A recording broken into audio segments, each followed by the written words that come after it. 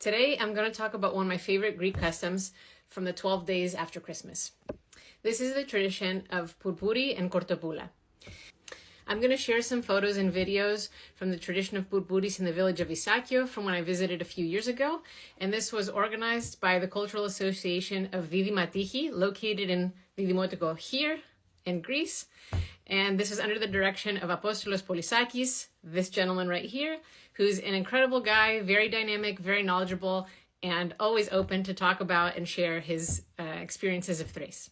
And we see this tradition in not only just the village of Isaakio, traditionally it would also happen in Tijero and Himonio and a few other villages.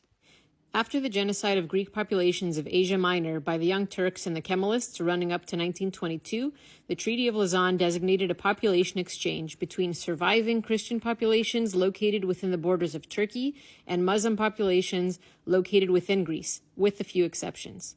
So Pourpouris is a tradition that Greek refugees brought with them from Makra Yefira in 1923 after this exchange. Located here on the map, which is now Uzunköprü in Turkey.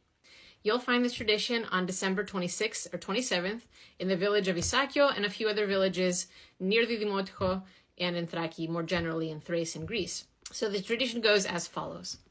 Men gathered together at the house of the Pourpouri. They got dressed, and Pourpouri, looking like this, gets dressed with the normal vraka or pants that Thracians wear, the shirt, the vest, and the buskins, and the pigskin shoes. And on top of this, he wears what they call a yumurluk, or kapa, or a shepherd's coat. And he wears a cloth belt, usually a women's one, wrapped around his head, that red one that we see. And then, of course, his mask that's made from a pumpkin or a zucchini or a gourd.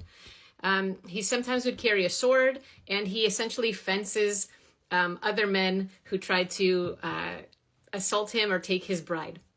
Together with a Pourpouri is always his wife, Kortopoula, which is actually a man with a beard dressed as a woman. This is also a common feature for Greek festivals during the 12-day period and also during Apokrias or Carnival. And the name Kortopoula comes from the village where she was supposedly from. So the group, usually men only traditionally, now things have changed and women are allowed to join in.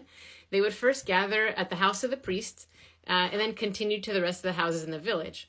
And the men play around and try to abduct the Kortopoula, at which point Pourpouri chases them off or challenges them to a sword or a stick fight.